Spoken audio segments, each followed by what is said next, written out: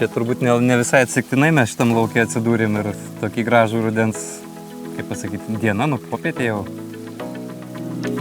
Jo, mes esam Kėdainių rajone, Krakių žemės ūkio bendrovės laukuose ir laukas, kuriame yra pasėtos 13 skirtingų pionieriaus veislių ir dabar šiek tiek darom apžvalgą tų veislių, kaip jas čia atrodo.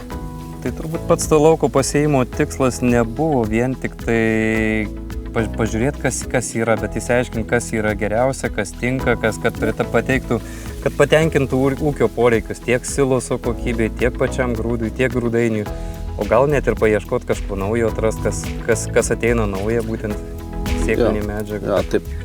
Pagrindas, mes kaip gyvulininkystės ūkis, mums svarbiausia silosas, tai į tą ir krypstam, gaminsim kažkiek ir grūdainę, bet vis tiek pagrindas šio netyrimo eksperimento, tai rast veislę, kuri mum bus labiausiai tinkama gaminti silosą. Ten, mačiau, pradžioje buvo pasėta ir ankstyvesnių veislių. Kaip matėme, augalai ne patys didžiausi, bet lyginant burbuolės ir augalo santykį, tai atrodo nerealiai. Jo, šiaip būtų įdomu pasvert, bet burbuolė sunkesnė negu augalas gali būti. O čia esam prie veislės, kuri yra dar tik tai ateinanti į rinką, tai yra naujesnė, jos FAO 230, nes tiek klimatas, kaip ir pats jaučiam, kad dabar rugsėjo vidury stovim su trumpom maikutėm, 25 laipsniai. Šiltėja klimatas, ankstyvėja kukurūzų pjovimas tiek silosui, tiek grūdams. Esam, matau, vidury lauko, bet vasaros audra nepaliko mus be pasiekmių, net ir vidury tokius stiprius augalus jie vis tiek pralaužė. Palenkti jie šiek tiek, aišku, jie aukšti, tai turbūt virš 3 metrų turėtų būti. Tai šiek tiek neapėjo ir mūsų ta audra vasaros, bet labai didelių kažkokių pasiekmių nematom. Matau, viskas gražiai, laukas sutvarkytas, nuo piktžolių tikrai puiku, nėra, kaip sako liaudis, prie ko prikip. Bet matau, yra vienintelė problema, kas ateina ir ne tik pas jūs, bet ir į kitus ūkius. Čia beveik galima sakyti, jos dar nėra, bet kuo daugiau, tuo toliau žiūri, kad stiebai raudonėja viršūnės. Jie raudonėja ne šiaip savo, jos puola kenkėjas, ugniukas. Ir kaip planuojat kovoti su šitu?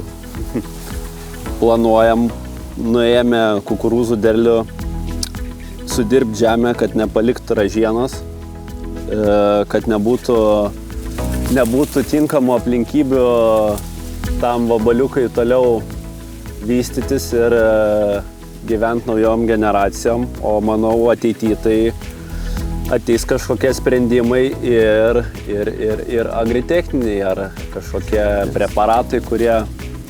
Šiaip labai teisingai, nes žiemoja ugniukas, jisai peržiemoja vadinamuose kukurūzų ražienoj.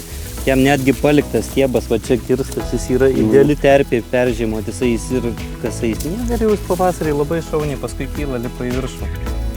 Čia dar kol kas nėra tokios didelės problemos, kad būtų masiškai, bet kiek teko matyti kitur laukų, tai yra tokių laukų, kur kas antras stiebas sukirmijęs. Ja, bet mes jau pastebim tą problemą ne pirmi metai, kol kas jinai tokia, sakykime, neviršė žalingumo ribos, tai kažkokių labai jau specialių priemonių ir nesiemam. Tiesiog, kad po derliaus nuėmimo sudirbsim žemę ir kad nepalikt palankių sąlygų, tiesiog jam vystytis toliau. Pirmą kartą šitą kenkėją teko matyti prieš 8 metus Alytaus rajone. Tai buvo labai keista, nes galvojom, kad augalas mechaniškai pažeistas, kažkokiu yra neatitikimų ar dar kažkas, bet pasirodo čia vabaliuko darbas. Dar nebuvom kol kas su tuo susidūrę. O dabar yra žinių, kad gaunam ne tai, kad nusiskundimų, bet perspėjimų, kad jau ir šiaurinėje Latvijoje aptinkama. Taip, kad būtų labai gerai, kad visi žmonės, ypač visi ūkininkai, kurie sėja kukurūzus ir didelius plotus, kiek įmanoma daugiau naikintų jį.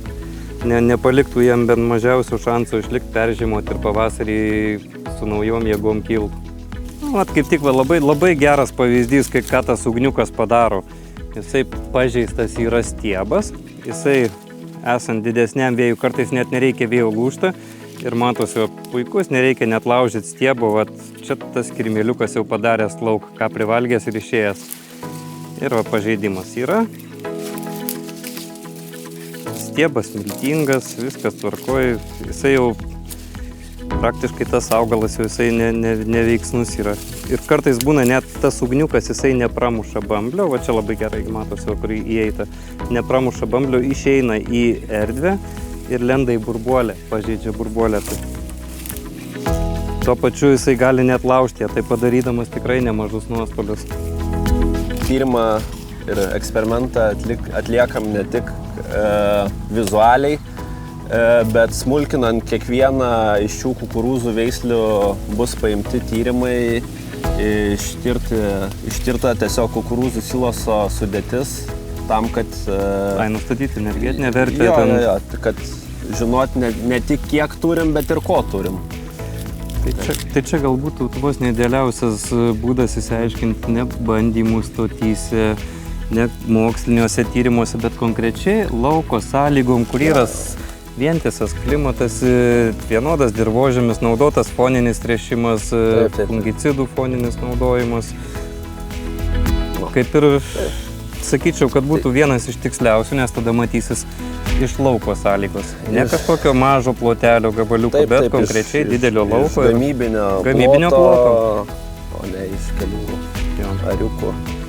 Puiku, tikiuosi šitas bandymas turės, kaip pasakyti, apčiuopiamos naudos ir tikiuosi, kad kitais metais bus galima daryti kažkokį testinį variantą, kad būtų galima palyginti ne tik tai 1 metų bandymus, bet ir sudėti kelių, tarkim, 2, 3, 4.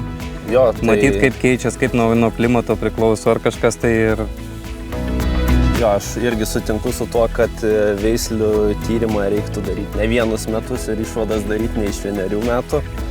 Tai aš irgi tikiuosi, kad mes kitais metais pratęsim šitą bandymą ir turėsim vėl panašų kiekį panašių pionieriaus veislių ir galėsim palyginti, kurios tos veislės per kelis metus tikrai yra geriausias ir naudingiausias ūkiai. Kitaip sakant, atsirinkti, kas tinka ir patinka. Taip. Gal atvirkščiai geriau būtų, kas patinka ir tada tik žinot, kas labiau tinka. Šiaip ką norėčiau palinkėti kantrybės darant bandymus, nes laiko suvalgo daug.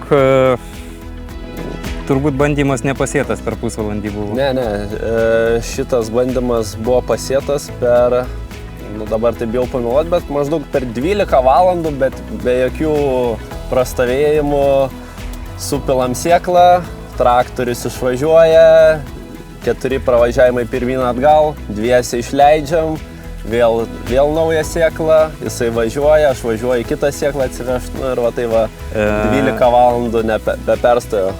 Kurią dieną sėtas šitas bandymas? Šitas laukas, šita dalis lauko, kur yra pasėtas bandymas, gegužės 11 dieną. Jau kaip šiemet po visų tų sniegų ir žiemų vidury pavasario, tada kai pradžiuvo ir pasėjom.